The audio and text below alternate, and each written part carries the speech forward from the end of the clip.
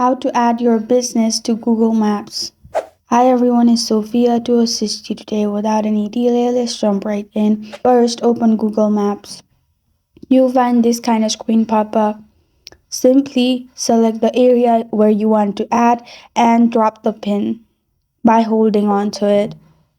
After you have dropped the pin, you'll find this kind of screen pop up. Scroll upwards and you'll find Add Your Business to Maps for Free option. Click on it and then add your business name, business category, then press on Next. Make sure you do this yes. After you've done that, add country, region, street, address, city, postal code, also province. After you've done that, press on Next. Then you'll find this kind of screen pop up. If there's no business of your name before, simply click on none of these and then add your contact details. After you have added your contact details, you need to record a video of your business, which is location, equipment, and proof of management.